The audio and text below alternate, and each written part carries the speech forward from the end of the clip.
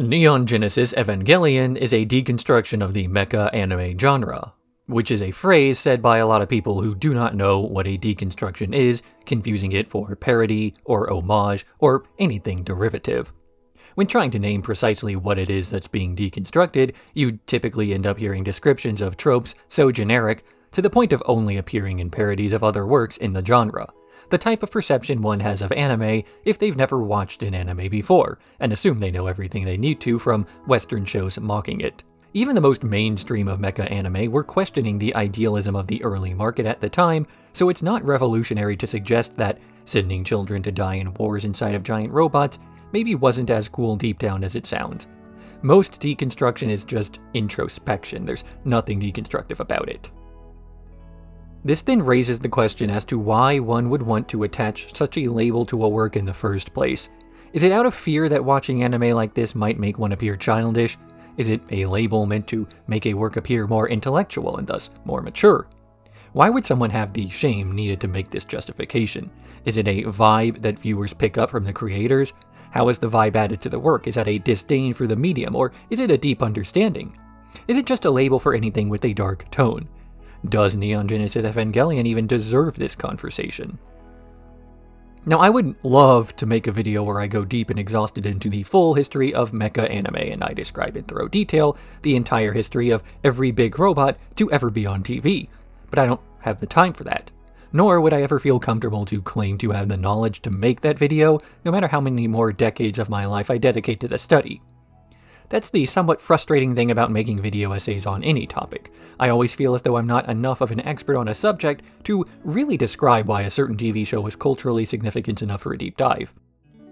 I've had to force myself to care a little bit less, and to allow some of the more amateurish facets of my work to remain present in the final product, justifying this by saying that it makes the retrospectives more human than were they perfect in every way.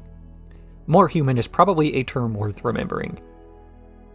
So this is not an exhaustive video about the evolution of the mecha genre as every work responds to other works and the culture that surrounds it, and instead, I'll be covering an anime that's considered extremely influential in the genre to the point of redefining so much about it as to be practically mandatory viewing for any fan of Big Robot.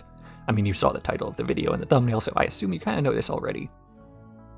Before starting the video, a couple of warnings. One, you've probably already figured out that I have an American accent, so I'll be saying all of the non-English words a bit American. Sorry. Secondly, this video isn't so much a video as it is a slideshow with my voiceover. This is because the video isn't meant to be watched so much as listened to while you do other things. Ideally, this is background noise with the images on screen slightly representing what I'm talking about, or maybe just a cool shot that I thought looked nice.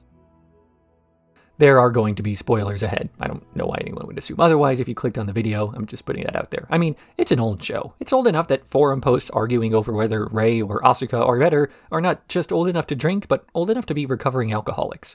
Anyway, no more stalling, on to the actual retrospective.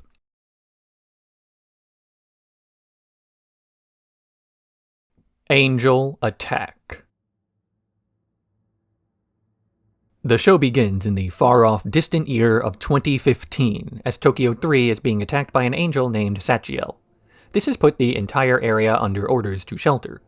Not sheltering is Shinji Ikari, instead standing at a phone booth because that's the location he was told to wait at. This immediately establishes his character between the nonchalant way he stands alone in a dangerous city, cutting to the battle against this giant angel the JSSDF is currently waging. He puts instructions and other people's demands above his own well-being. Shinji's rescued in the nick of time by Misato Katsuragi as she drives off with the boy. None of the military's weapons are effective against this angel, something Gendo Ikari attributes to an AT field. So the military decides to try their last resort, something they call an N2 mine. The impact of this mine flips Misato's car over, with her and Shinji getting banged up but surviving. They flip the vehicle upright and continue on their way to Nerve, as Misato internally complains about her dress getting ruined and her car getting banged up, despite the fact that, shockingly, Sachiel's still alive, just sitting still as it begins to repair its damage. Because the angel is still standing, they give control of the situation over to Gendo, who prepares to launch an Eva unit as their spare pilot has finally arrived, his son. The fact that Gendo is referring to his son as the spare helps to put into context the reunion between the two later. though even before this, one can see that a letter Shinji received from his father calling him over was torn up and then taped back together. Shinji is taken to NERV headquarters and to the Geofront, a massive, top-secret underground area, where Misato gets lost in the winding tunnels and stairways, mostly so Ritsuko Akagi can be introduced to lead them to where they have to go. They arrive at the hangar where Unit 01 is kept, as well as Gendo, who Shinji finally confronts. The confrontation doesn't really result in anything, though, because Shinji's attempts to tell off his father have no effect on the man. An insult doesn't really mean anything, unless it's from a person whose opinion you care about. Gendo simply tells Shinji to get in the robot, and when he refuses, they bring out a bed-bound Rei to pilot it instead. SEELE resumes its attack on NERV, trying to blast its way underground, which causes shaking in the base and a support beam to crash down onto Shinji. He's saved at the last second by the inactive Eva unit, which has come to life despite not being synchronized with a pilot. Shinji barely considers this because he was busy checking to see that Rei's alright, and when he looks at the blood splattered on his open palm and realizes that she's not, he agrees to pilot the robot. Once more, Shinji is putting his own safety aside to do what he's told, his selfless actions being compared to his actions at the beginning of the episode, and showing that this isn't necessarily a bad trait to have. Shinji is put into a plug which is filled with LCL, basically umbilical fluid, and inserted into the spine of the robot. The Eva unit is launched, and the episode ends with Shinji finally ready to face off against SEELE. Unfamiliar ceiling. The Beast. Shinji begins his fight against the Angel, though this consists of him awkwardly relearning how to walk before falling over and getting grabbed by SEELE. It begins breaking the Eva's arm, which Shinji feels due to the mental connection between him and Unit 1. The pain from this stops him from moving, where the Eva is picked up again as the Angel begins using a bone from its elbow to repeatedly smash a hole in Shinji's robot's eye. After his brain is damaged, Shinji wakes up in a hospital beneath an unfamiliar ceiling. Gendo discusses the return of the Angels with the Human Instrumentality Committee, who view it as a good sign that people will begin to put more faith in their projects, including the Human Instrumentality Project, though this isn't named yet. Misato and Ritsuko are surveying the aftermath of the previous day's battle, with Misato showing a bit of sardonic optimism before leaving to pick up Shinji from the hospital. But once there, she learns that he has no interest in living with his father, let alone even talking to him, and when she learns that he prefers to live alone, she makes the arrangements to have him live at her place instead. The two pick up some pre-packaged junk food before taking a detour to an overlook, where Misato shows Shinji Tokyo 3 emerging from underground, the buildings literally retreating to safety during a disaster. Between this view and the later conversation at Shinji's home, Misato is trying to cheer him up by convincing him he is home, both in this new city and at her place. But Shinji only very reluctantly accepts that he's even welcome in this new location, not helped by the ample amount of trash laid all around him and the beer cans in the fridge. She tries and fails to get him to unwind during a welcoming feast where she gets drunkenly upset that the boy's not acting manly enough to stand up for himself, eventually taking advantage of his passiveness to swindle Shinji into signing up for most of the chores on the list.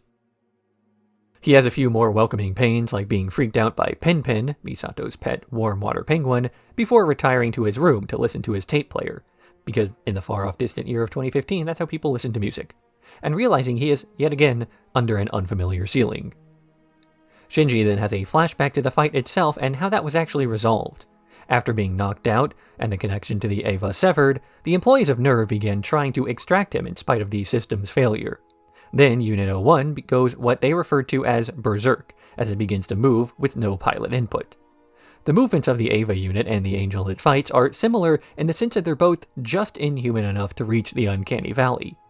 It's like a human body that uses its limbs as tools rather than an extension of itself. SEELE fights at the start of the episode by growing an extra attacking limb from the back of its elbow, and the Eva grabs it during the battle with all four limbs rather than bracing itself the way a human would act. SEELE uses an AT field to defend itself from this attack, the thing that protected it from the missiles before, but Eva physically tears this shield open with its hands. The people of NERV have their sciencey explanation of what's actually happening here. It's some sort of anti-force field to reverse the polarity or whatever, but these explanations do little to placate the audience that what's happening is any more than what they're seeing, the raw brutality of it all. This isn't helped when Unit 01 begins to break the arm of Sachiel the same way that Shinji's was damaged before. It's as if it's seeking revenge. It proceeds to stab at the angel's heart with a dagger before Sachiel grabs onto it once more and envelops the robot before detonating into a massive, cross-shaped explosion. In spite of this, the Eva is still standing afterwards, where it finally shuts down in time for the team to extract Shinji. Before this, there's one final scene where the Eva makes eye contact with him, the real reason he passed out, not the pain. Because Shinji's been through a lot lately, Misato comes into his room and tells him that he did a good job, though Shinji pretends to be asleep. The phone that doesn't ring. A transfer. Shinji is going through the motions of proper Eva training, committing his actions to muscle memory as the crew watching him speculates his reason for returning to the Eva was that he simply does as he's told. Misato is also concerned that Shinji has yet to make any friends at school, despite having been going there for 2 weeks, the phone she gave him never ringing once in that time. In one of these classes, we briefly hear about the rebuilding efforts following the second impact, the official story of which is a meteorite impacting the South Pole, which downplays the fact that roughly half the Earth's population was wiped out, as well as the ensuing wars to follow over the limited resources. Instead, it's radio broadcasts that mention seasons as a relic of the past, while bragging about how sunny and bright it is all the time. Even last episode, Misato mentioned that air conditioning was a triumph of humankind over nature. One of Shinji's classmates, Kensuke, is talking to another classmate, Toji, about his absences, the result of his sister being injured in the battle last episode, and the fact that he has to stay by his sister's side because she has no other family. Toji blames the pilot for this injury, and Kensuke suggests that the transfer student Shinji might be the pilot.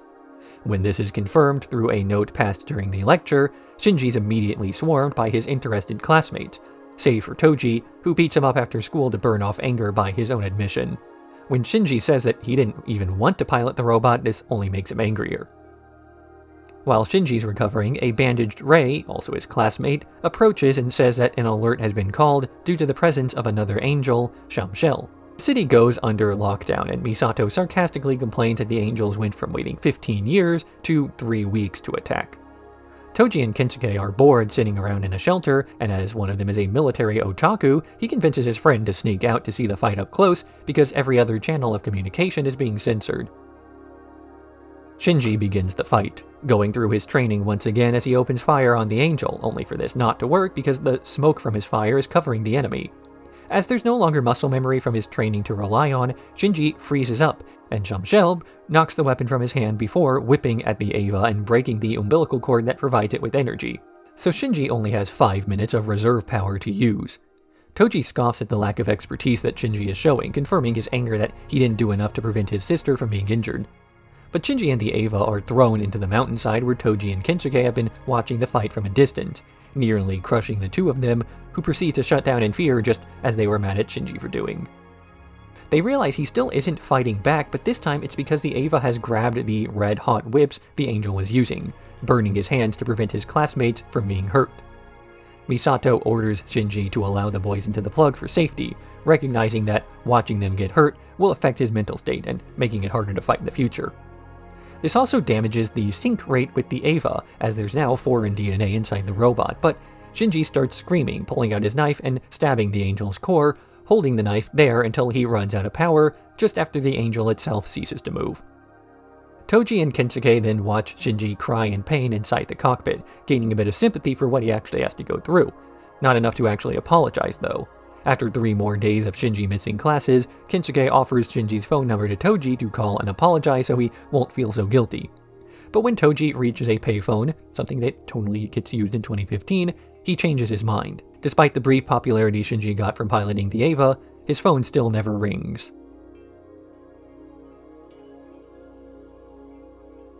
Rain. After the escape. Misato goes into Shinji's room to wake him up, only to find it cleaned out and empty. His classmates, Toji and Kensuke, arrive to drop off some of his missed assignments, saying he hasn't been at school either. Misato lies and says he's away for training, though she knows that the truth is that he's broken down under the stress of piloting the Eva. After being chewed out for disobeying orders last episode, he only responded nonchalantly to all of her words. Shinji, meanwhile, has been taking the train to the end of the line, riding until he's the final passenger, then walking around empty streets and nearly empty movie theaters and so on. This montage gives us the most personal look at the people of Tokyo 3 thus far. Last episode, Toji mentioned that there are very few people in the classrooms or out on the streets through a combination of population loss from the second impact, as well as the danger of the angels attacking the area. Even in the outskirts of the city, there are very few people, adding to the sense of isolation that Shinji feels, not just when alone, but the fact that he feels the same way when surrounded by people. Shinji decides he ought to return home and slowly walks there, even recreating a shot from Ghibli as he rests by a statue to Jizo-san, the patron of travelers, before stumbling upon Kinsuke in a field recreating military battles for fun. Kinsuke invites him to his tent and talks about how lucky Shinji is to pilot the Eva and live with Misato and such. Shinji attempts to tell him it isn't so great, that if Kinsuke was a pilot, his mother would worry, but Kinsuke says he doesn't have a mother, not that that bothers him.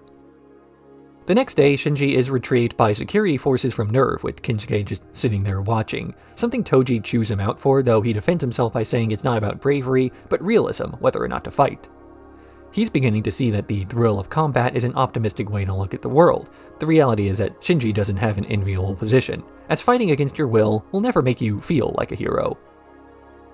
The two boys then meet with Shinji at the train station, knowing to meet him there because several of their other classmates have been taken there in the past. Toji asks Shinji to punch him in the face because it's the only way they'll be even.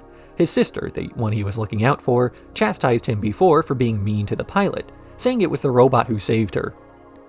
Shinji punches him, then apologizes for being a coward and not fighting, despite the other two clearly seeing it isn't something anyone would want to do.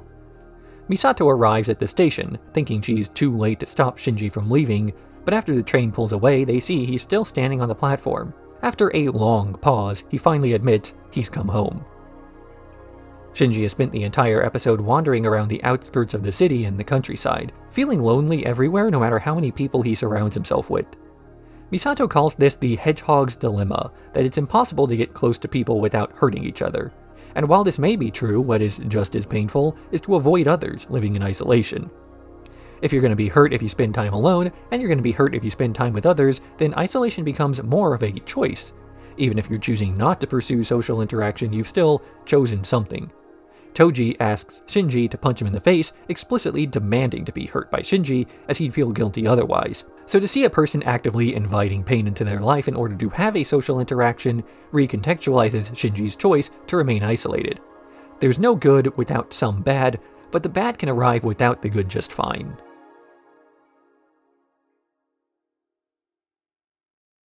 Beyond Rei's Heart, Rei I. In a flashback, NERV is testing the activation of Unit 0 and its pilot, Rei. The activation fails, as the Eva goes berserk, repeatedly punching at the control room before the entry plug is violently ejected, explaining how Rei got her injuries at the start of the show.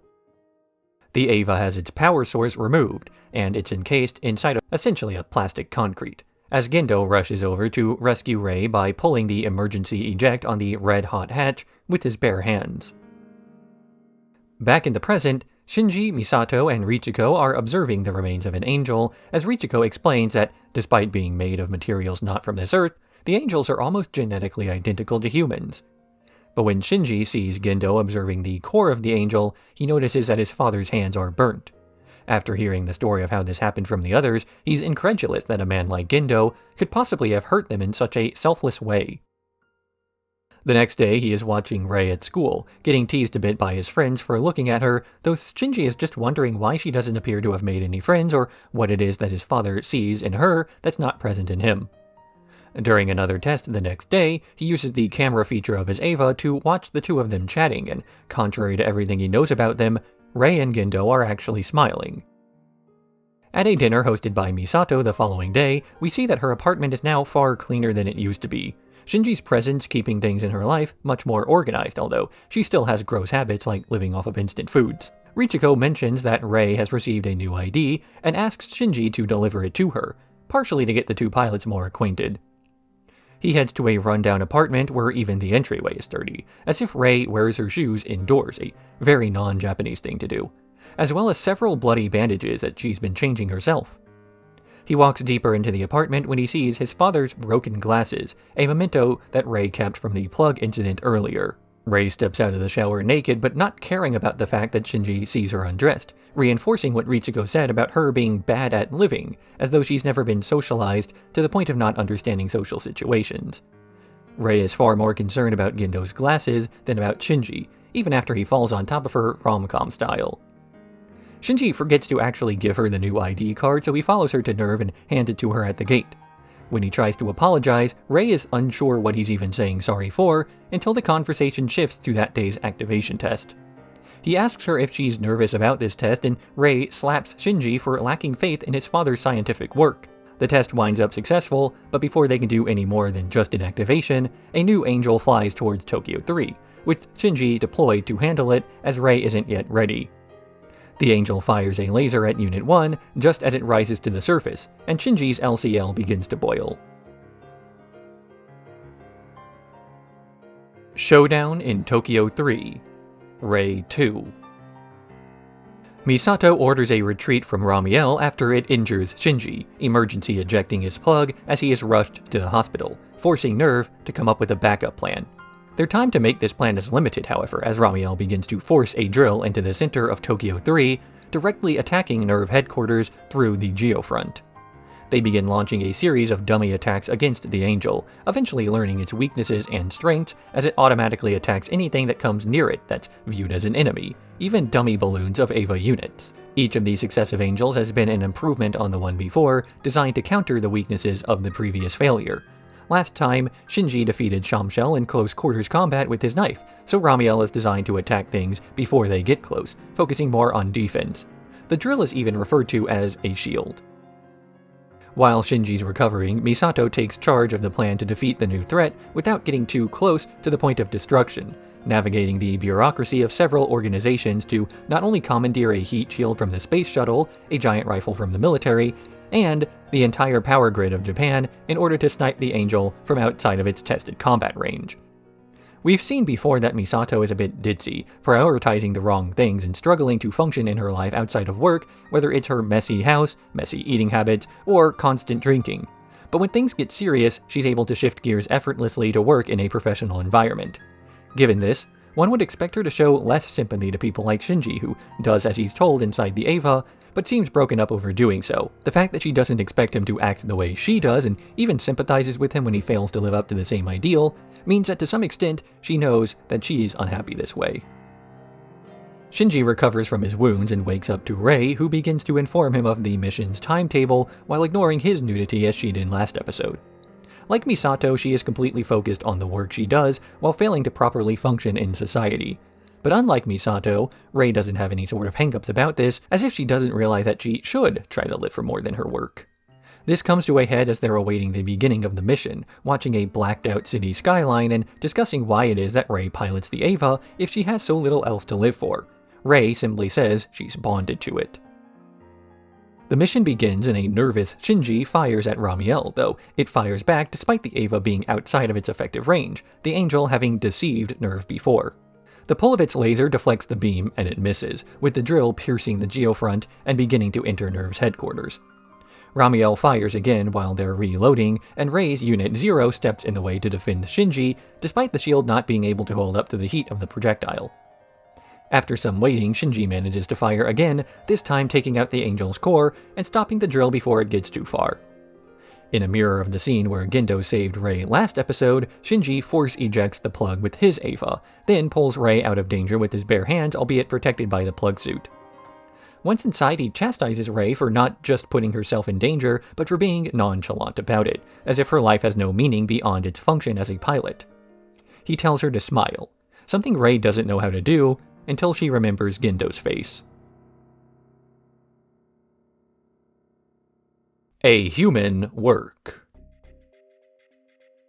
Misato heads to Shinji's school, dressed up for the occasion and impressing all of his classmates, as she behaves far differently than her usual demeanor of slobbish and lazy.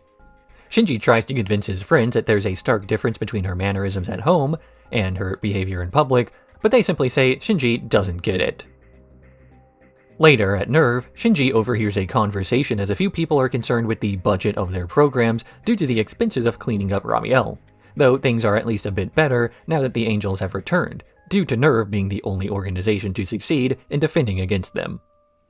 As Gendo states, politicians are willing to divert funding away from rebuilding from the Second Impact once their own lives are at stake. Speaking of the Second Impact, Shinji learns that the Second Impact was not a meteor strike, but the first angel atom being discovered in Antarctica, and that the meteor story is a cover-up. Remember that the camera zooms in on Misato during this info dump.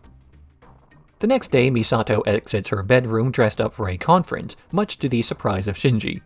She and Ritsuko attend this conference for a rival military contractor as they unveil their newest robot, Jet Alone. The presenter, representing Japan Heavy Chemical Industries, brags that his robot has a much more consistent nuclear energy source and does not require a pilot, meaning there's no risk of the mental instability of the 14-year-olds that Nerve uses. This whole exchange highlights a question raised about a lot of mech series and anime in general, namely that so many protagonists are teenagers. We know that this is because the intended audience is teenagers, so in universe, it's rarely given a thorough explanation as to why expensive military equipment would be piloted by children, rather than remotely controlled by a veteran.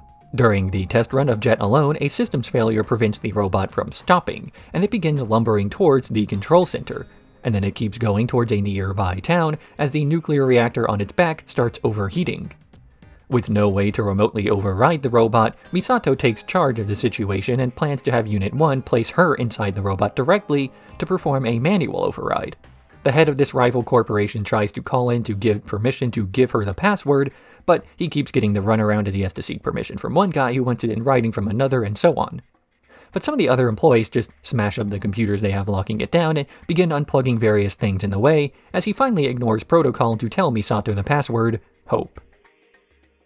Misato dons a heat-proof radiation suit and has Shinji carry her to Jet Alone. Once she is inside, he holds the robot back while she climbs deeper in to locate the computer.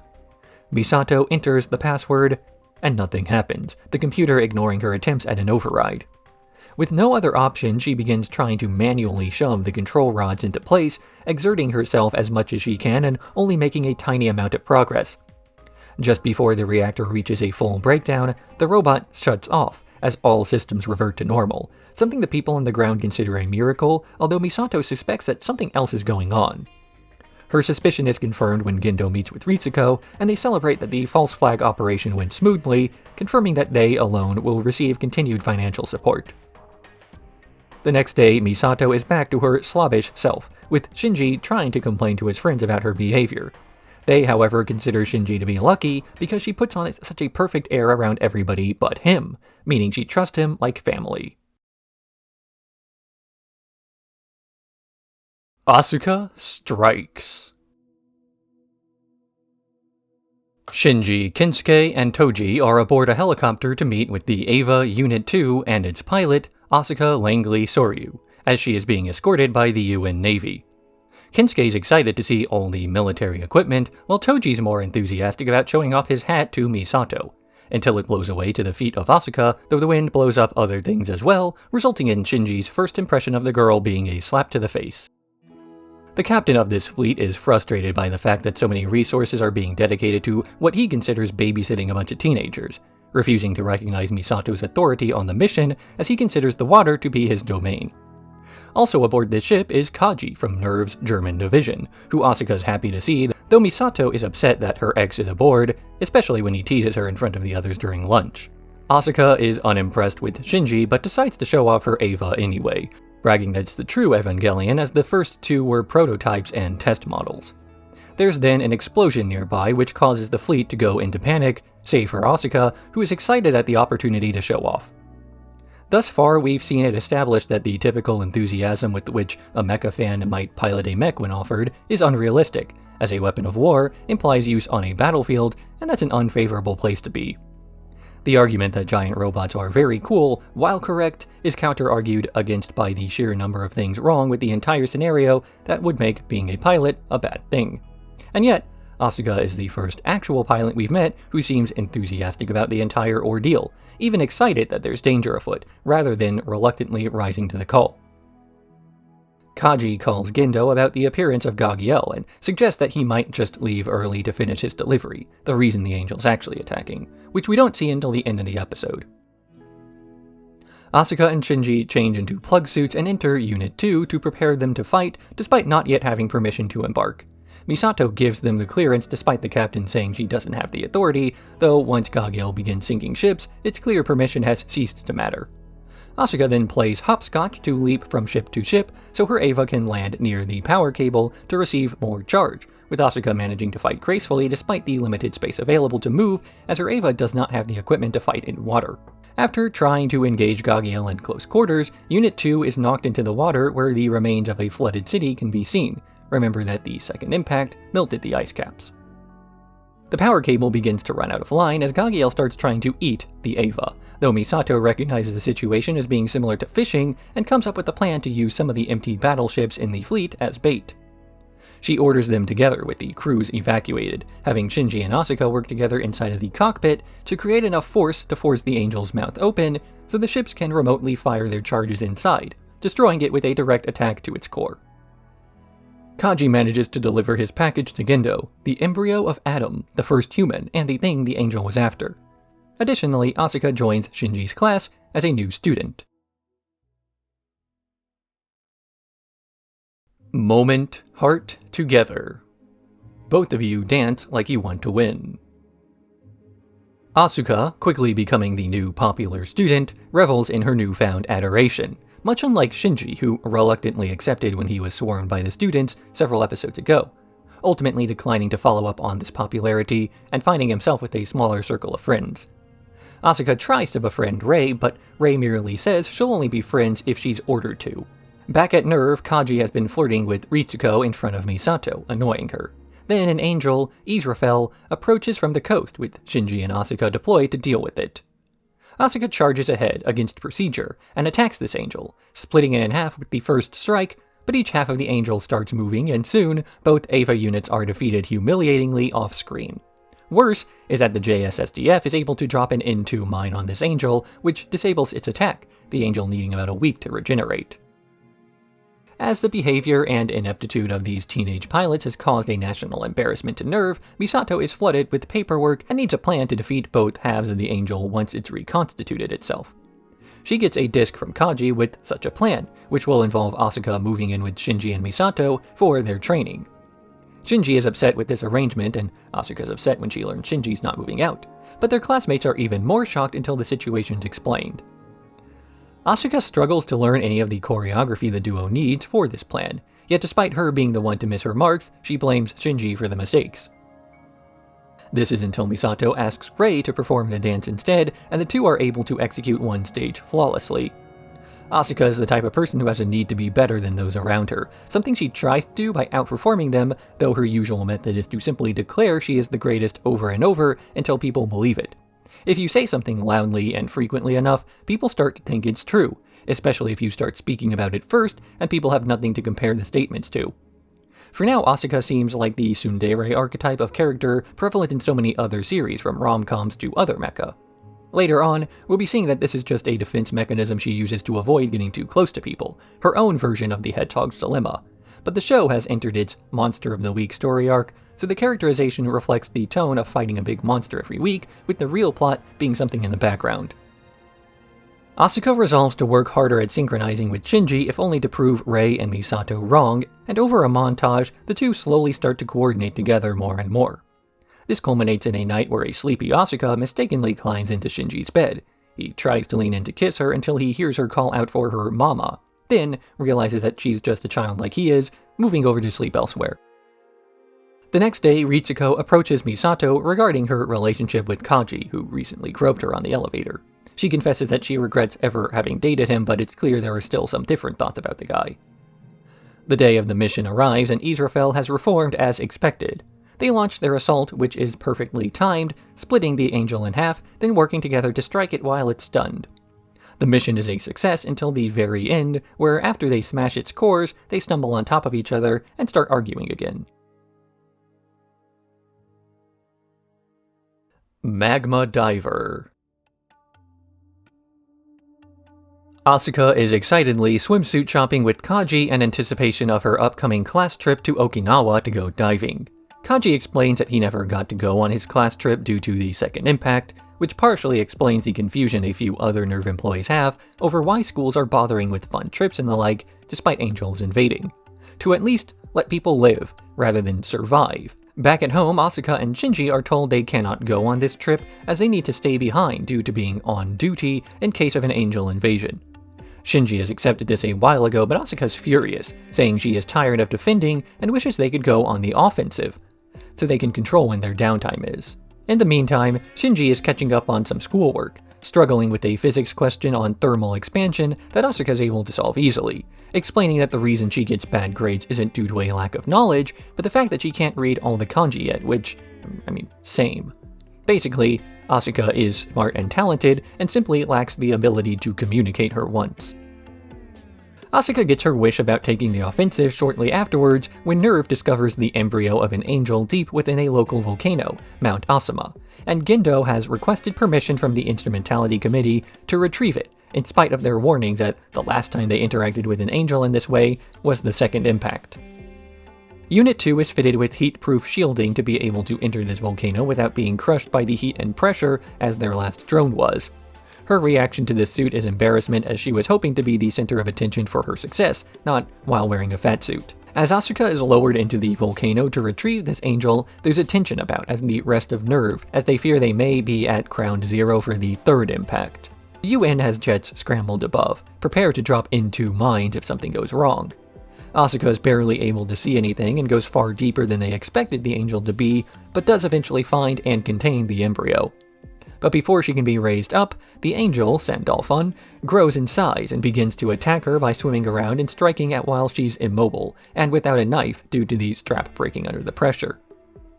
So Shinji throws Unit 1's knife down the volcano to her, with Asuka managing to catch it in time to stab at the angel while it's attempting to eat her. The knife is unable to penetrate Sandalphon's armor though, due to it being forged under so much pressure, until they remember their lesson on thermal expansion from before. She reroutes the Ava's coolant directly into the angel's mouth, which weakens it enough that the knife can break through, defeating the threat and saving the day, though not before the angel slashes the cords, keeping Unit 2 afloat. She begins to sink when Shinji dives into the volcano and saves the day. Afterwards, the pilots and Pinpin relax in a sauna as Asuka tries to open up to Misato, only to be told her past doesn't matter. Shinji makes a thermal expansion joke when hearing the sounds from the other side of the wall. In the still darkness, the day Tokyo 3 stood still. A few of the employees of NERV are doing normal things like getting their laundry cleaned and chatting on the subway about upcoming work. Inside headquarters, they're beginning a test on Unit 0 when the power is suddenly cut, and the backup power's not coming online either. Misato and Kaji are trapped in an elevator together where they spend the whole episode. Shinji, Asuka, and Rei are above ground, unable to enter HQ because their cards don't work. When none of the alternative entrances are functional, Rei looks at her emergency card to read on what to do, and the trio determines they need to find another entryway, with Asuka declaring herself in charge, despite not knowing the route they need to take and continuously making wrong turns. This isn't helped by Shinji's indecisiveness, as anytime Rei and Asuka disagree, he refuses to weigh in. Another angel, Matariel, approaches from the coast and walks its way towards NERV HQ with long spider-like legs. The JASDF attempts to warn NERV of the incoming angel as they haven't done anything about it yet, but as the radio silence continues, they decide to manually fly out to NERV HQ to warn the others. This warning is heard by the pilots, as well as by Hyuga, who commandeers a campaign van for a local mayoral candidate to reach NERV headquarters faster. When he arrives inside, he's able to pass the message from the surface to the commanders, who proceed to prepare the Avas for manual launch, lifting the plugs with pulleys and using diesel generators. Even Gendo joins in, pulling the Avas into ready position with the others. The pilots then fall out of a ventilation shaft and into the HQ just in time to be prepped for combat, with Shinji being impressed by seeing the work his father is doing, as earlier he refused to consider showing up at Shinji's school for a career day. He starts to suspect that Gendo's way of showing love is through work, that he struggles to show affection with words and uses his actions instead. It's just a theory though, but Shinji is looking for any excuse to believe that his father's a good guy deep down. The Evas are loaded with the pilots, and they climb out of the launch shafts by hand, only for Matariel to begin dumping acid out of its eyes down the shaft. Asuka's Eva is melted a bit and they retreat for cover, with Asuka planning a different attack strategy where she plays defense, absorbing the next attack to pay Shinji back for last episode, while Rei retrieves their rifles and Shinji fires the assault. This plan, unlike Asuka's other strategies, works perfectly, and the Angel is defeated without the use of any electricity. As the three of them sit on a hill overlooking Tokyo 3, they discuss how much brighter the stars look without the city's lights on. Asuka says that the city looks empty with no lights, and she prefers it vibrant and full of people, while Rei says that humans are afraid of the dark and they push it away, even at the cost of the view of the stars. Shinji wonders why it's angels that are attacking them if angels are meant to be heralds of the gods, but Asuka dismisses the concern. The value of a miracle is, she said, don't make others suffer for your personal hatred. The episode opens on a flashback to the second impact as Misato is placed into an escape pod by her father before he dies, his final act being to keep her safe while giving her her cross necklace as a keepsake. Back in the present, Kinsuke and Toji are taking shelter from a rainstorm at the Katsuragi residence when they notice that Misato has recently been promoted to the rank of major, chiding Shinji and Asuka for not noticing this. Misato herself doesn't really think of it as she doesn't consider it a big deal, focusing instead on a harmonics test they have later that day. At this test, Shinji's sync rate has improved dramatically, earning him praise from Ritsuko, but this only angers Asuka, who brags that hers is still higher anyway. The two return home to a party being thrown for Misato about her promotion, though, with all the teens around, this quickly devolves into arguing and fighting, as Misato and Shinji discuss how much they dislike being praised for things, as they don't really understand the point of putting themselves up if it just makes others feel bad. Shinji then asks her why she joined NERV in the first place, to which Misato deflects the question, only answering him later. Commander Gendo and his Vice Commander Fuyutsuki are both in what was once Antarctica on an aircraft carrier, discussing how lifeless it is there.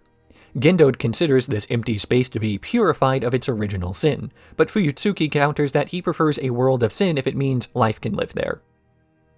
A new angel, Sahaquiel, appears over the ocean, a giant satellite-like being that drops parts of itself shielded with AT fields onto Earth, getting closer and closer to NERV headquarters. Because of the massive force behind each impact, a large area surrounding Tokyo 3 is evacuated, though most of the staff of NERV stays behind despite not being ordered to because it's their job. This includes all three pilots, who are ordered to essentially catch the falling angel with their AT fields, despite being told before the mission to write up wills for themselves should they fail. For agreeing to a suicide mission, Misato offers them each a steak dinner, which they consider a poor price for saving the world. Ritsuko warns Misato against using the Eva for such a doomed mission, claiming that she's got an astronomically low success chance and is only fighting because of a personal vendetta against the angels. Before the mission proceeds, Shinji asks Asuka about why she pilots the Evas. She says it's to prove that she's the greatest, which Shinji interprets as proving she exists. Then he has a flashback to Misato answering his question from before, the truth behind why she works for NERV. Her father was distant and emotionless, just like Gendo, right until the second impact when he sacrificed himself for her. Because of this, she was unsure what to think about the guy, and she's fighting the angels in her own way, so she won't have to think about his work any longer. The mission begins as the three Evas are spread out across Tokyo 3, using visuals alone to detect the angel because it's destroyed all the satellites monitoring it. Shinji is the first to arrive at the drop zone, catching Sahaquiel but struggling until the other two show up. Asuka is able to break the AT field and stab at its core, with the angel collapsing onto the ground in an explosion that leaves behind a massive crater, though NERV is safe. In the end, the pilots ask Misato to take them to a ramen stand instead of a steakhouse because they know her budget's tight, and because Rei dislikes meat. While eating, Shinji admits that he's finally learned his reason to pilot, calling back to an earlier debriefing, where his father, Commander Gendo, told him that he did a good job. Angel Invasion. Lilliputian Hitcher. Ritsuko is overseeing a test of the Eva autopilot systems through simulation bodies, while the Magi read the data coming off of them. The Magi have been explained before as 3 supercomputers who run most of the facilities at NERV, as well as having a degree of control over Tokyo 3 in general. There's a small amount of contamination noticed, attributed to a rush job in constructing the geofront after the second impact, but because it doesn't currently pose a threat to the test, Ritsuko orders that they continue it. That is, until the contamination rapidly spreads to the host bodies used in the autopilot test that starts to resist all the decontamination efforts that they attempt. This rot spreads to the host body for Unit 0, and the body begins attempting to attack the observers, getting removed as the plugs with the pilots are all ejected for their safety. When they try blasting the infected simulation body completely, Misato notices that the spreading contamination has an AT field, and they realize they aren't dealing with corrosion, but an angel. Central Dogma is evacuated and cut off from the rest of the facility, while Gendo calls the Japanese government to inform them it was just an error in their alarm system. He then commands that priority be given to protecting Adam, even at the cost of the destruction of the geofront.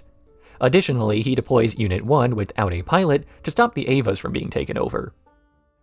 Without any Avas to fight this angel, Ritsuko and Misato attempt to drown it with an excess of oxygen, only for the angel to quickly evolve to survive in the environment.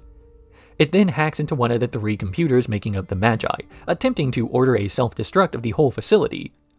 As all 3 of the Magi need to agree for this to go through, it begins trying to hack the other 2 systems, with Ritsuko barely managing to hold off the second computer from being taken over.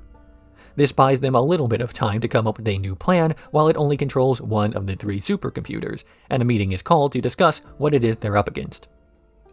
This 11th angel is a large number of smaller ones, basically the opposite of the previous angel that used brute force and size. They arrange themselves into an intelligence that's then used to evolve and adapt to incoming threats while learning more about the facility it's inside of. Misato suggests that they destroy the Magi completely to wipe out the angel inside of it, with Gendo just wanting to protect his own interests. But Ritsuko suggests an alternative, to reprogram the computers so the angel will destroy itself rather than NERV. Just as there were 3 computers, 2 of which are being taken over and trying to activate a self-destruct, there are 3 main people in charge of the mission, 2 of which are willing to destroy the facility as well. The temporary firewall is circumvented, and the second of the Magi is hacked into, so Ritsuko goes to Central Dogma to start reprogramming the final Magi to help counteract the invasion by literally entering the computer.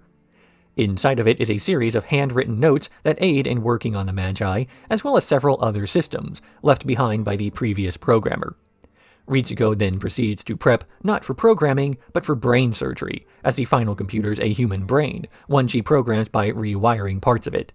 As it turns out, the 3 Magi are Ritsuko's mother, each of the computers representing her as a woman, as a mother, and as a scientist. And while Ritsuko always looked up to her mother, the scientist, she resented that she was a distant parent and a bad person, giving her the conflicted feelings that allowed her to do the work she needed to. The angel is counter-programmed in the nick of time and the day is saved, with much of the fighting being done internally, in the mind, rather than in the field. This will be more thematically important later on, as this episode had very little in the way of action for a series about giant robots.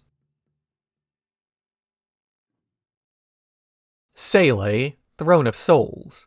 Weaving a Story. A recap episode explained in Universe as being an interrogation of Gendo Ikari by SEELE, regarding the ongoing scenario involving the angel invasions. This recap touches on the publicly available records of each of the encounters, excluding details like the status of the pilots mentally, as well as completely redacting the entire previous episode, as Gendo claimed it never happened.